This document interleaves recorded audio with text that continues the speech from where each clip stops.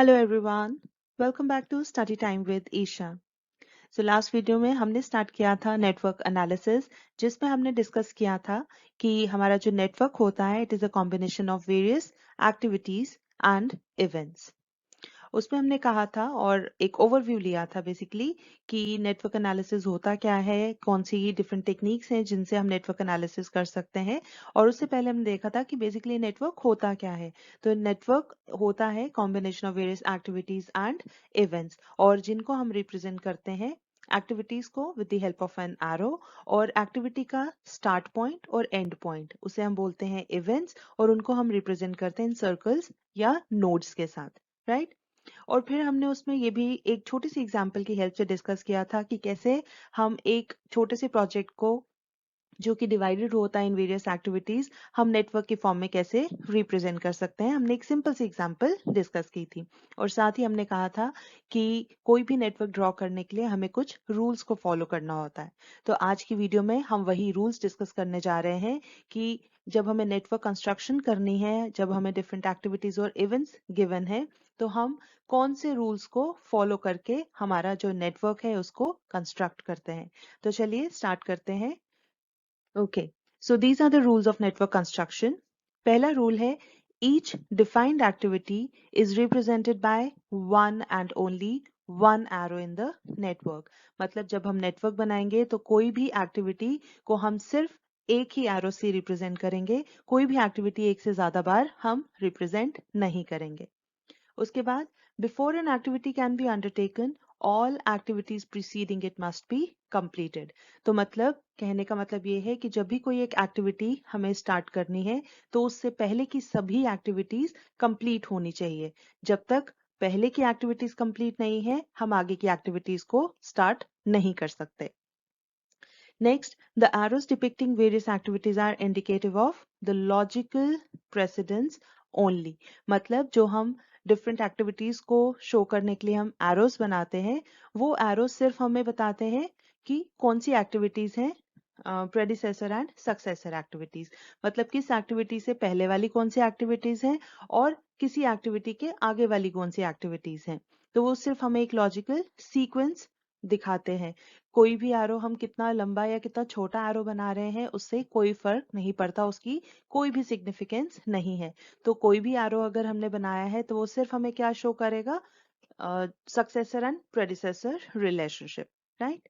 चलिए, next is the arrow direction indicates the general progression in time. तो arrow की जो डायरेक्शन होती है वो सिर्फ हमें बताती है कि टाइम के साथ साथ हमारा प्रोजेक्ट जो है, हमारी एक्टिविटीज जो है वो कैसे प्रोसीड कर रही हैं। तो एरो की डायरेक्शन सिर्फ ये चीज इंडिकेट करती है, ठीक है। तो हम अगर ये एक एक्टिविटी है एरो से हमने दिखाई, तो ये जो होता है इसे हम बोलते हैं दिस इज एरो हेड, और यहाँ पर हमारा होता है this is called arrow tail. तो किसी भी एक्टिविटी का एक स्टार्टिंग पॉइंट होता है और एक कंप्लीशन टाइम, कंप्लीशन पॉइंट होता है। यहाँ पर एक्टिविटी बिगिंस, और ये जो हेड पर हमारा नोड होता है यहाँ पर कोई भी एक्टिविटी जो है इट एंड्स, राइट। तो क्योंकि ये एंड वाले पॉइंट पे ये हेड से डिनोट होता है, इसीलिए इसको हम बोलते हैं हेड इवेंट, ठीक है। और ये जो स्टार्टिंग वाला होता है इसे हम बोलते हैं टेल इवेंट, ठीक है। तो एक्टिविटीज के जो टेल पर इवेंट्स होते हैं उन्हें हम टेल इवेंट्स बोलते हैं, और जो हेड पर होते हैं मतलब जहां पर एक्टिविटी कंप्लीट होती है उन इवेंट्स को हम हेड इवेंट्स बोलते हैं, ठीक है। तो यही चीज हमने लिखी है, arrow head represents the activity completion point and the arrow tail represents activity start point, ठीक है। आई होप यहाँ तक सभी रूल्स क्लियर है। तो चलिए आगे देखते हैं और बाकी के rules. Okay, when a number of activities terminate at one event, it indicates that no activity emanating from that event may start unless all the activities terminating there have been completed. तो language पे मत जाइए, बहुत ही simple rule है। वो क्या कहता है, देखिए यहाँ पर आपको दो फिगर्स दिख रही होंगी नीचे, ए एंड बी। तो अगर हम ए वाली फिगर को देखते हैं तो हम यहाँ क्या लिखा है, when a number of activities terminate at one event, मतलब ये वाला जो इवेंट है 6, यहाँ पर आप देख रहे होंगे 3 एक्टिविटीज यहाँ पर टर्मिनेट हो रही हैं, बी, सी एंड डी, ठीक है। और उसके बाद एक्टिविटी ई स्टार्ट हो रही है। तो ये जो अभी हमने पढ़ के बताया, इस रूल का क्या मतलब है कि बी, सी और डी जब तक खत्म नहीं होंगी, क्योंकि इन सब का एंड पॉइंट क्या है, 6, राइट। इवेंट 6 जो है वो डिनोट करता है completion of activities B, C and D. तो जब तक ये तीनों कंप्लीट नहीं होंगी, activity E can not start. तो ये हमने पहले भी कहा था ना कि कोई भी एक्टिविटी तब तक स्टार्ट नहीं हो सकती जब तक उससे पहले की एक्टिविटीज कंप्लीट नहीं हुई है, ठीक है। और यहाँ पर आपको एक चीज नोट करनी है कि इसका मतलब ये नहीं है कि बी, सी और डी साइमल्टेनियसली कंप्लीट होनी चाहिए या फिर इन सबका टाइम सेम होगा। हो सकता है एक्टिविटी बी को 2 घंटे लगते हो, एक्टिविटी सी को 3 घंटे लगते हो कंप्लीट होने में, और एक्टिविटी डी को 4 घंटे लगते हो कंप्लीट होने में, ठीक है। तो ऐसा नहीं है कि बी एक्टिविटी खत्म होगी 2 घंटे में तो ई विल स्टार्ट, नो। जब तक बी, सी, डी तीनों नहीं खत्म हो जाती तब तक ये ई एक्टिविटी स्टार्ट नहीं होगी। यही इस रूल का मतलब है, ठीक है।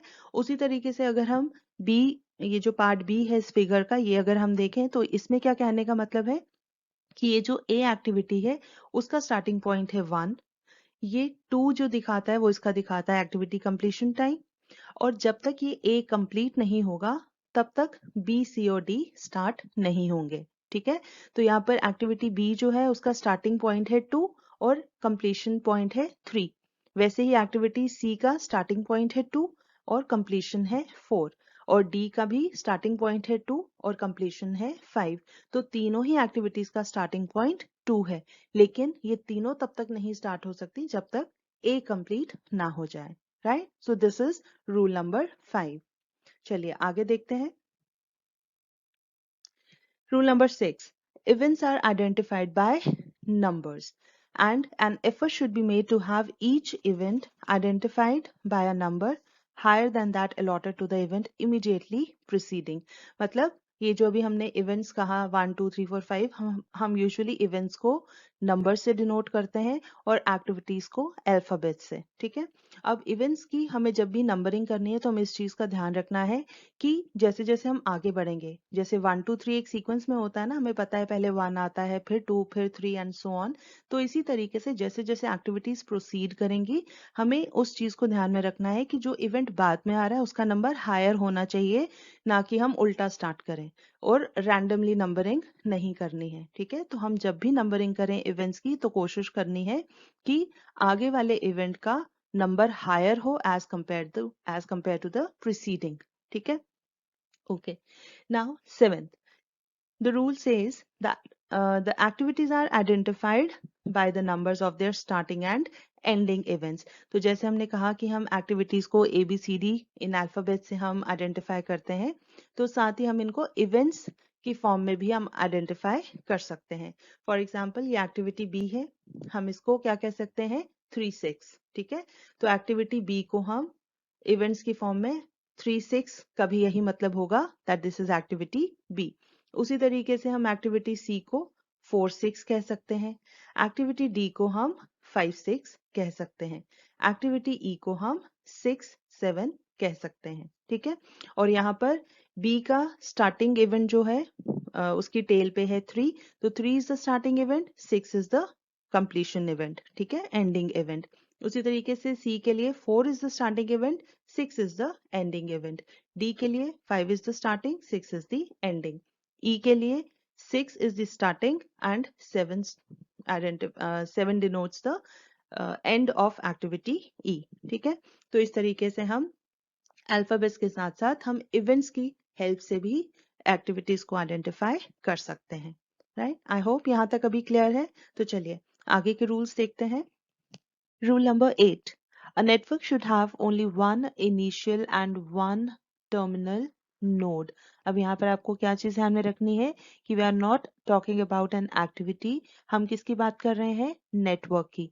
तो मतलब जो पूरा एक नेटवर्क कंप्लीट नेटवर्क बनता है उसका इनिशियल और टर्मिनल नोड हमेशा एक रहेगा, ठीक है। एक रहने का मतलब है ऐसा नहीं है कि हम 2 3 नोड से स्टार्ट करेंगे या 2 3 नोड्स पे एंड करेंगे। एक स्टार्टिंग नोड होगा और एक एंडिंग नोड होगा बीच में किसी भी तरह के पैरेलल इवेंट्स या कुछ भी, एक रफ सा एस्टिमेट आप लेकर चलिए। तो इस तरीके से हो सकता है, लेकिन स्टार्ट और एंड पॉइंट हमेशा मतलब एक सिंगल नोड से स्टार्ट करेंगे और एक सिंगल नोड पर ही हम एंड करेंगे, राइट। चलिए, उसके बाद rule number 9, an event which represents the joint completion of more than one activity is known as a merge event, and an event which portrays the initiation of more than one activity is called the burst event। ठीक है, तो जैसे नाम से भी पता लगता है, मर्ज इवेंट क्या हो गया, जहां पर बहुत सारी चीजें आकर मिल रही हैं। और बर्स्ट क्या हो गया, एक तरह से फूटना, मतलब एक जगह से बहुत सारी चीजें निकल रही हैं। तो मतलब जिस नोड पर, जिस इवेंट पर आप देखोगे बहुत सारी एक्टिविटीज मर्ज हो रही हैं, मतलब वहां आकर मिल रही हैं, तो उसे हम मर्ज इवेंट बोलते हैं। और अगर किसी एक इवेंट से, किसी एक नोड से बहुत सारी एक्टिविटीज बाहर निकल रही हैं, तो हम उसे बर्स्ट इवेंट कहेंगे। ठीक है, तो जैसे अगर हम ये नीचे फिगर्स देखिए, यहाँ पर अगर हम देखें पार्ट ए में, देखिए ये जो इवेंट 6 है, हम इसको बोल सकते हैं मर्ज इवेंट, क्योंकि यहाँ पर more than one activities merging B, C and D. उसी तरीके से अगर बी पार्ट में देखो, तो ये जो हमारी इवेंट 2 है, नोड 2 है, यहाँ से 3 एक्टिविटीज बाहर निकल रही हैं, बी, सी एंड डी, तो हम इसे बर्स्ट इवेंट बोलेंगे, राइट। चलिए, नेक्स्ट रूल, ये बहुत ही इंपॉर्टेंट रूल है, क्योंकि जब हम नेटवर्क डायग्राम्स बनाते हैं तो ये वाली प्रॉब्लम अक्सर आती है, तो इसीलिए ये रूल हमें पता होना चाहिए। ये रूल क्या कहता है, parallel activities between two events without intervening events are prohibited. ठीक है, इन सिंपल वर्ड्स कहने का मतलब ये है कि ये देखिए, यहाँ पर 3 फिगर्स आप देख रहे होंगे। ये जो पहली फिगर है, इसमें क्या है कि दो एक्टिविटीज ए और बी, दोनों का स्टार्टिंग पॉइंट 1 है, दोनों का एंडिंग पॉइंट 2 है। तो एक तरह से ये दोनों पैरेलल एक्टिविटीज हैं, दोनों ही 1 से स्टार्ट होकर दोनों ही 2 पर एंड हो रही हैं। इस तरह की parallel activities they are not allowed. ठीक है, अब लेकिन कभी ऐसा हो जाता है, तो हमें इस प्रॉब्लम को सॉल्व करना है, और वो प्रॉब्लम सॉल्व करने के लिए हम यूज करते हैं डमी एक्टिविटीज। ठीक है, हम यहाँ पर एक लॉजिकल रिलेशन एस्टैब्लिश करने के लिए, नेटवर्क एनालिसिस करने के लिए हम डमी एक्टिविटीज यूज करते हैं। और वो हमें यूज कैसे करनी है, यहाँ पर ये जो आप सेकंड और थर्ड फिगर देख रहे हैं, ये दोनों ही एग्जाम्पल दी गई हैं कि हम ये जो फिगर 1 में जो प्रॉब्लम है, हम उसको कैसे सॉल्व कर सकते हैं। ठीक है, देखिए यहाँ पर ये जो आप डैश्ड लाइंस, डॉटेड एरोज देख रहे हैं, सेकेंड पार्ट में देखिए 2 3, और थर्ड में अगेन 2 3, ये डॉटेड लाइंस शो की है ना, डैश बना हुआ है जो एरोज हैं। तो ये जो है, ये हमें बताती हैं डमी एक्टिविटीज। तो हमें ये कैसे इंट्रोड्यूस करनी है, देखिए यहाँ पर मैं आपको साइड में बता देती हूँ। हम सपोज ये स्टार्टिंग 1 है, ठीक है, अब यहाँ से ए भी निकलना है और बी भी निकलना है। ठीक है, ए एंड बी, लेकिन दोनों का एंड पॉइंट सेम नहीं हो सकता, क्योंकि अगर स्टार्ट और एंड दोनों सेम हो गए तो ये पैरेलल एक्टिविटीज बन जाएंगी। ठीक है, तो हम क्या करेंगे, सपोज ए को हमने 2 पे एंड किया, ठीक है, और फिर हम क्या करेंगे, एक नोड और बनाएंगे ताकि ए और बी का कॉमन एंड ना हो जाए। ठीक है, तो हम क्या करेंगे, इसको ज्वाइन कर देते हैं, हम बी और इसको यहाँ पर ऐसे ज्वाइन करते हैं, बी एक्टिविटी को एक्सटेंड किया।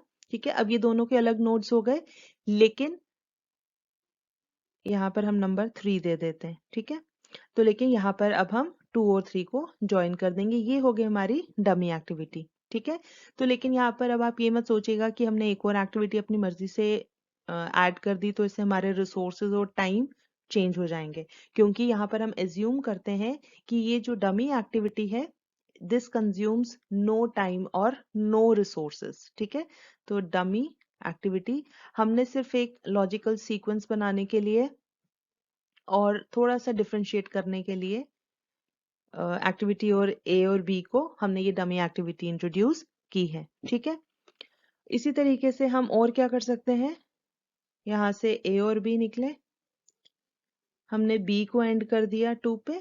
ठीक है, और एक नोड अलग बना दिया ए के लिए, ये ए के लिए, और यहाँ से ये हमारा 3 नोड बन गया। ठीक है, is that clear, I hope this is clear now. ठीक है, तो हमने ये शो किया कि 1 से 3 पर अब आप कंफ्यूज नहीं होना है कि यहाँ पर 1 2 लिखा था तो हम 2 पे ही क्यों नहीं एंड कर रहे, उससे फर्क नहीं पड़ता, क्योंकि जब ये सिर्फ एक पार्ट है नेटवर्क डायग्राम का, ये कंप्लीट नेटवर्क नहीं है। ठीक है, तो हमने क्या किया है, हमने 3 पर एंड किया है, 2 पर एंड नहीं किया है, क्योंकि 2 पे कॉमन है, ए और बी दोनों का एंड पॉइंट है, तो हमें दोनों का वो शो नहीं करना, इसलिए हमने एक एंड पॉइंट चेंज कर दिया, 2 की जगह 3 कर दिया। और ए और बी में से किसी एक को 2 पर खत्म किया और बी को दूसरे पर। ठीक है, और उन दोनों को ज्वाइन कर दिया हमने डमी एक्टिविटी के साथ। Right, so I hope this is clear कि हमें कैसे डमी एक्टिविटी इंट्रोड्यूस करनी है। तो इसमें और भी 1 2 सिचुएशंस होती हैं, चलिए अब वो देखते हैं। सो डमी एक्टिविटीज का यूज पैरेलल एक्टिविटीज के अलावा और भी किसी चीज में होता है, और वो है in establishing proper logical relationships in the network which cannot otherwise be adequately represented। मतलब कभी ऐसी सिचुएशन आ जाए जहां पर हम डमी एक्टिविटीज के यूज किए बिना हम लॉजिकल रिलेशनशिप दिखा ही नहीं सकते नेटवर्क में, वहां पर बहुत जरूरी है डमी एक्टिविटीज यूज करना। वो कैसी सिचुएशन होती है, आइए देखते हैं।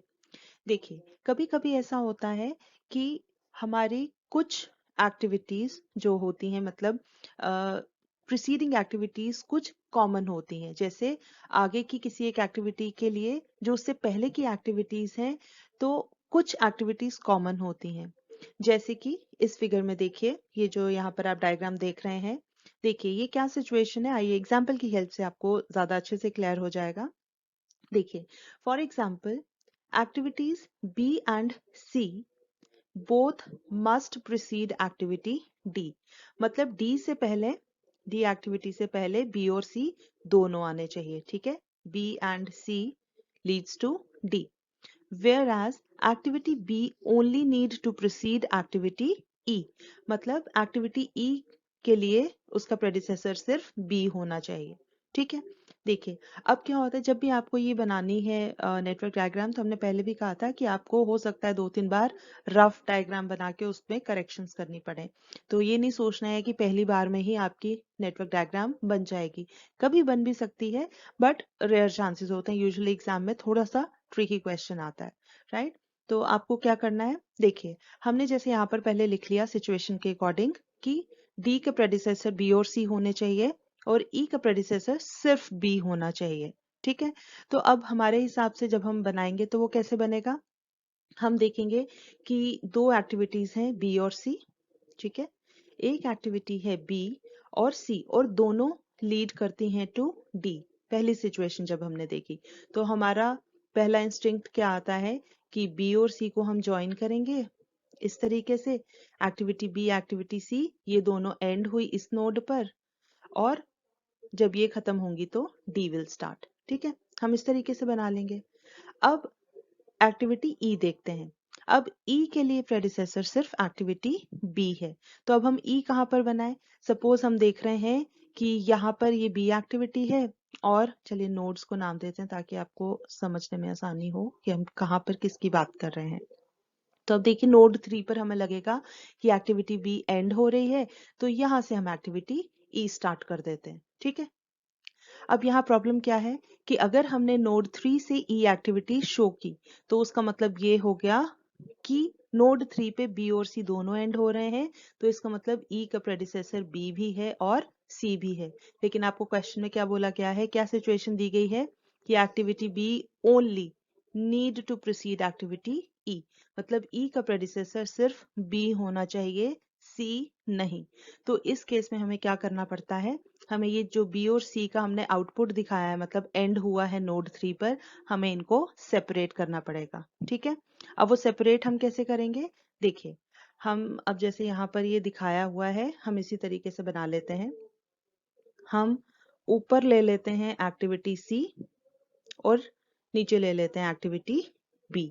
ठीक है, अब ये तो हमें पता है कि डी के लिए बी और सी दोनों चाहिए और ई के लिए सिर्फ बी चाहिए, तो हम जहां पर सिर्फ बी चाहिए वो बना लेते हैं। ठीक है, ये बन गई हमारी एक्टिविटी ई, बी एंड हुई ई स्टार्ट हो गई। राइट, और हमें हर एक्टिविटी का स्टार्ट और एंड दिखाना है, तो इसलिए हम ये नोड्स बनाते हैं, सर्कल्स बनाते हैं हर एरो के आगे और पीछे। ठीक है, तो ये तो हमारा हो गया। अब सी जब एंड होगा तो यहां से हम दिखा सकते हैं एक्टिविटी डी, राइट। लेकिन हमें क्या कहा गया है, डी का प्रेडिसेसर बी और सी दोनों होने चाहिए, और इसके अकॉर्डिंग तो सिर्फ सी प्रेडिसेसर बन रहा है। तो हमें किसी ना किसी तरीके से बी को कनेक्ट करना है। तो अब हम बी को कैसे कनेक्ट करेंगे, क्योंकि और कोई एक्टिविटी हम अपनी मर्जी से नहीं ले सकते, तो हम यहाँ पर यूज करते हैं डमी एक्टिविटी। तो हम क्या करेंगे, ये बी जहां पर एंड हो रहा है, नोड्स को नाम दे देते हैं 1 2 3 4 5 एंड 6। तो बी एंड कहाँ हो रहा है, 4 पे, तो हमें बी के एंड से डी स्टार्ट करना है। तो इस बी के एंड को ऊपर यहाँ कनेक्ट कर देते हैं 3 के साथ। अब क्या होगा, 3 नोड पे सी भी एंड हो रहा है और बी भी एंड हो रहा है, ठीक है। बी 4 तक आ रहा है और फिर डमी एक्टिविटी के थ्रू वो 3 तक आ रहा है, ठीक है। तो अब 3 पर बी और सी दोनों हो गए और यहाँ से डी। तो अब यहाँ पर इसका क्या मतलब हुआ कि डी के प्रेडिसेसर दोनों बी और सी बन गए और ई का सिर्फ बी रहा, ठीक है। तो इस तरीके से हमें डमी एक्टिविटी इंट्रोड्यूस करनी है, ठीक है। तो ये तो थोड़ा सा सिंपल था। आइए थोड़ा सा और क्लैरिटी के लिए एक और एग्जाम्पल की हेल्प से समझते हैं। देखिए यहाँ पर बहुत ध्यान से समझने की कोशिश कीजिए, क्योंकि अगर ये कॉन्सेप्ट अभी क्लियर नहीं हुए तो बाद में नेटवर्क डायग्राम बनाने में बहुत प्रॉब्लम आती है, ठीक है। तो इसीलिए बहुत केयरफुली आराम से समझने की कोशिश करें। देखिए अब यहाँ पर क्या कहा है कि suppose activity P depends on activity A, ठीक है। मतलब A खत्म होगा तो P विल स्टार्ट, राइट। उसी तरीके से आगे क्या गिवन है, activity Q depends on activities A and B। तो Q के लिए हमें A और B दोनों चाहिए, right. And activity R depends on B and C, B and C leads to R, ठीक है। तो अब देखिए हमने क्या कहा था कि अगर कुछ एक्टिविटीज प्रेडिसेसर एक्टिविटीज कॉमन होती हैं तो कई बार लॉजिकल रिलेशनशिप बनाने में प्रॉब्लम आती है, तो उस केस में हम डमी एक्टिविटीज को यूज करते हैं, ठीक है। अब देखिए अगर हम इसको ड्रॉ करें तो पहला इंस्टिंक्ट हमारा क्या आता है कि सिंपली, ये तो सिंपल है, ए से पी। तो हम एक एक्टिविटी ए बनाते हैं, ए एंड होगी तो एक्टिविटी पी बन जाएगी, राइट। उसके बाद अब हम कहते हैं कि एक्टिविटी क्यू के लिए ए और बी दोनों चाहिए, ठीक है। तो हम क्या करेंगे, ये हमने बनाई एक्टिविटी बी, बी का तो सीधा डायरेक्ट बन जाएगा आराम से एक्टिविटी क्यू का, ठीक है। लेकिन क्यू के लिए कौन, ए और बी दोनों चाहिए। तो अब हम क्या करेंगे, बी का तो आ गया, ए को अब हम यहाँ से ऐसे कनेक्ट कर सकते हैं, ठीक है। ए जहां पर एंड हुआ वहां से हमने इधर एक कॉमन करके कनेक्ट कर दिया, ये बन गई हमारी एक डमी एक्टिविटी। अब तीसरा आता है एक्टिविटी आर। एक्टिविटी आर हम बनाते हैं यहाँ पर और इसका प्रेडिसेसर है बी एंड सी। तो चलो बी तो ऊपर है, उसको हम बाद में देखते हैं, हम पहले सी बना लेते हैं जो आसानी से बन सकता है, ठीक है। ये बन गई एक्टिविटी सी। अब बी और सी दोनों चाहिए, राइट। अब हम क्या करते हैं, हमारी जो इमिजिएटली हमारे दिमाग में क्या आता है कि बी यहाँ पर एंड हो रहा है, इसको मैं अभी नाम देती हूँ ताकि समझने के लिए। सपोज हम 4 लिख देते हैं, ठीक है। अभी हमने कोई नंबरिंग नहीं की है, सिर्फ आपको बताने के लिए थोड़ा सा कि हम क्या करेंगे। हमारी हमारा दिमाग इस टाइम 1 सेकंड के लिए क्या कहेगा कि बी से यहाँ पर ले आओ, 4 नोड से यहाँ बी खत्म हो रहा है, यहाँ सी खत्म हो रहा है 5 पर, और ये दोनों जहां पर खत्म हुए आर स्टार्ट हो जाएगा, ठीक है। अब यहाँ पर एक प्रॉब्लम है, वो प्रॉब्लम क्या है कि हमने कहा कि आर के लिए प्रेडिसेसर बी और सी होने चाहिए, लेकिन इस 4 नोड पे देखिए बी भी एंटर हो रहा है और डमी एक्टिविटी के थ्रू ए भी एंटर हो रहा है, ठीक है। और इसका मतलब इस नोड से हमारे पास ए और बी दोनों आ रहे हैं, ठीक है। तो लेकिन आर का प्रेडिसेसर सिर्फ बी और सी होना चाहिए, ए नहीं होना चाहिए, ठीक है। तो इसका मतलब अब हमें थोड़ा सा और अलग करना पड़ेगा चीजों को। तो उसके लिए अब हम क्या करेंगे, हमें यहाँ पर एक और डमी एक्टिविटी ऐड करने की जरूरत पड़ेगी। तो अब हम क्या करेंगे, हम पहले तो सिंपल वाला ही काम करते हैं, ठीक है। ए एक्टिविटी बनाई, ए खत्म हुई, पी स्टार्ट हो गई, पी स्टार्ट हुई तो हमें एंड भी दिखाना है, ठीक है। उसके बाद हम करते हैं बी एक्टिविटी बनाते हैं, ठीक है। बी एक्टिविटी बना दी और सी भी बना लेते हैं। सी एक्टिविटी। अब सी एक्टिविटी ने खत्म होना है तो आर ने स्टार्ट हो जाना है, ठीक है, और आर ये एंड भी हो गई। तो अब हम क्या करेंगे, हमें अब एक नोड ऐसा बनाना है जहां पर ए और बी आएंगे और क्यू स्टार्ट होगा, ठीक है, क्योंकि अगर ए और बी को एंड किया जिस नोड पर और वहीं से बी सी को ले गए तो गड़बड़ हो जाएगी, फिर आर के लिए तीनों आ जाते हैं। तो अब हमें एक नोड और बनाना पड़ेगा। अब क्योंकि ये एक्टिविटी बीच में कुछ डिफाइंड नहीं है, हम अपने से ले रहे हैं, तो इसलिए ये डमी एक्टिविटी होगी, ठीक है।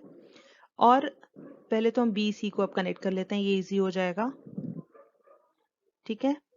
इस नोड पर नंबरिंग कर देते हैं, सपोज 1 2 3 4 5 6 7 8 9, ठीक है। अब ये नंबरिंग कर दी। अब देखिए अब क्या है कि हमारे नोड 4 पे सिर्फ बी आ रहा है, तो इसलिए नोड 6 पे जो हमने डमी एक्टिविटी बनाई 4 से 6 पर, अब इस 6 पे सिर्फ बी और सी आ रहे हैं, ए नहीं आ रहा, ठीक है। तो P की प्रेडिसेसर A एक्टिविटी है, ये भी कंडीशन सेटिस्फाई होगी, और R के लिए B और C है, ये कंडीशन भी सेटिस्फाई होगी। अब रह गया Q के लिए हमें चाहिए A और B, ठीक है। तो अब ये 8 वाले नोड पे हम A जहां खत्म हो रहा है इसको जोड़ देते हैं, ठीक है। अब क्या हुआ, A खत्म हुआ 2 पर और वहां से आया 8 पर, ठीक है। B खत्म हुआ 4 पर और हमने उसको फर्दर एक्सटेंड किया 8 पर, राइट। अब 8 से अगर हम एक्टिविटी एक बनाते हैं, एक्टिविटी Q, तो अब हम आराम से कह सकते हैं 7 8 9 एंड में 10 आ गया, ठीक है। तो अब हम इजीली कह सकते हैं Q का प्रेडिसेसर कौन है, देखिए नोड 8 पे देखो कौन कौन आ रहा है, यहाँ से A आ रहा है चलकर और यहाँ से B चल के आ रहा है, ठीक है।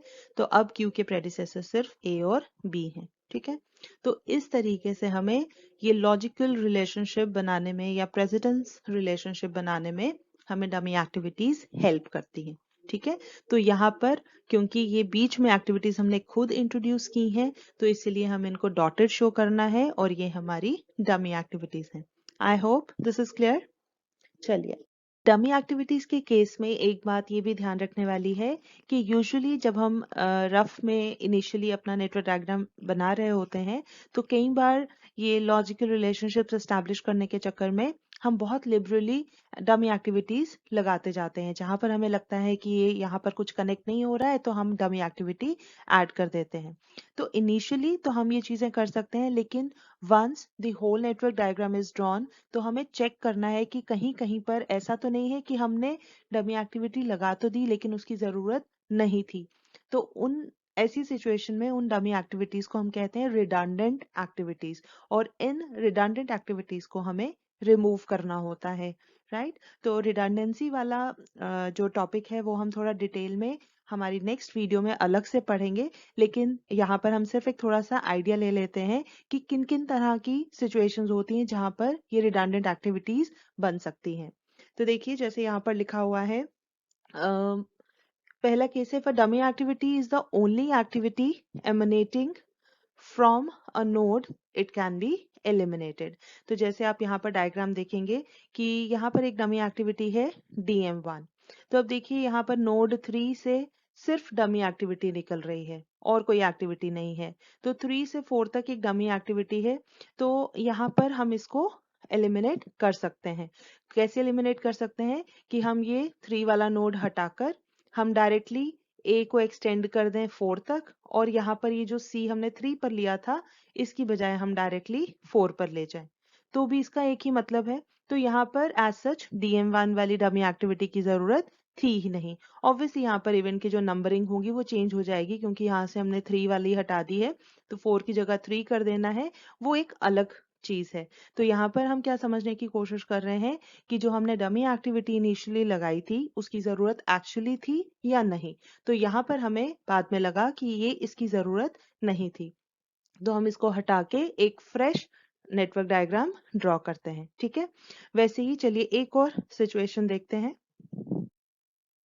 देखिए, if a dummy activity is the only activity converging to its final node, तो उस केस में भी इट कैन बी एलिमिनेटेड।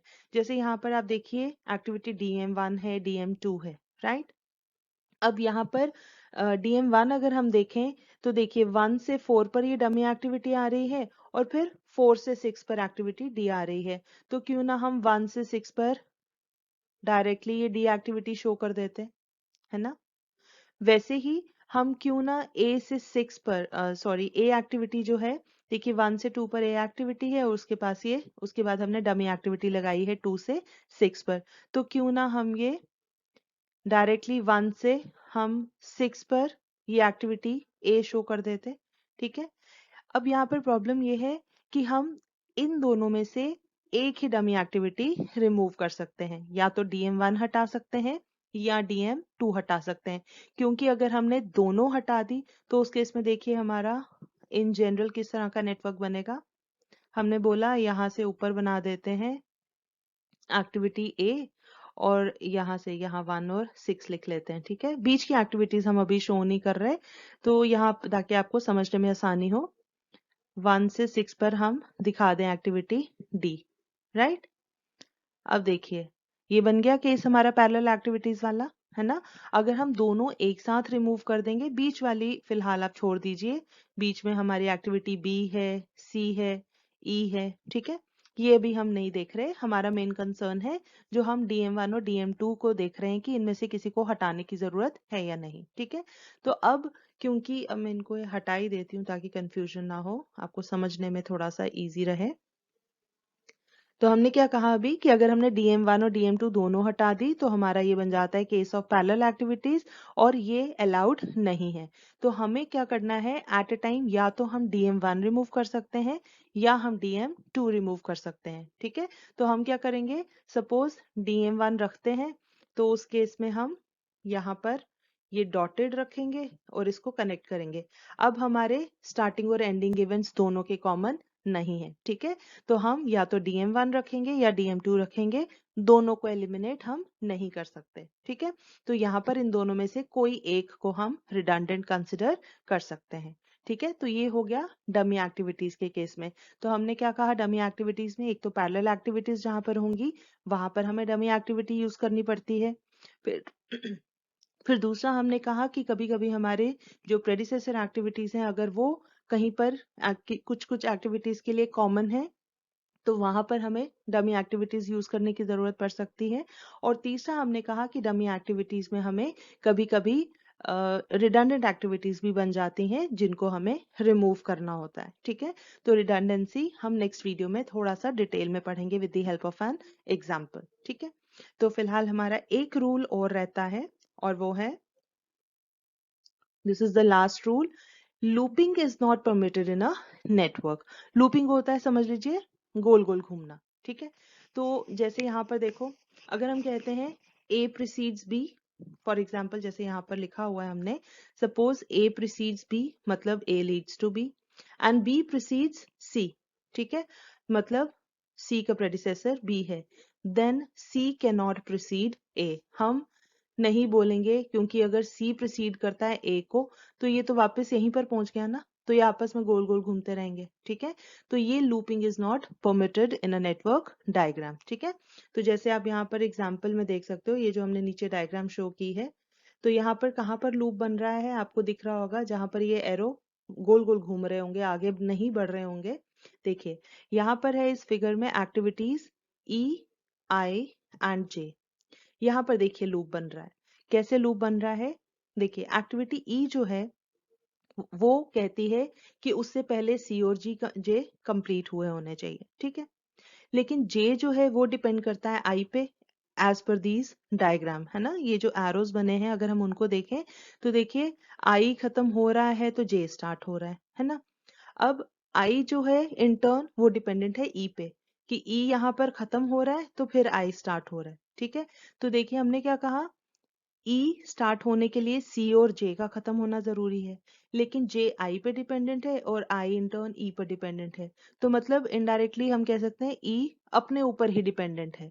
तो यहाँ पर ये जो लूप बन रहा है ये आपस में गोल गोल घूमी जा रहे हैं, एक दूसरे पर ये डिपेंडेंट है, तो ये आगे कब बढ़ेगा। ठीक है, तो इसीलिए ये जहां पर ऐसे लूपिंग वाली प्रॉब्लम बनती है, मतलब वहां पर हमारे लॉजिकल रिलेशन जो हमने एस्टैब्लिश किया है उसी में फॉल्ट है।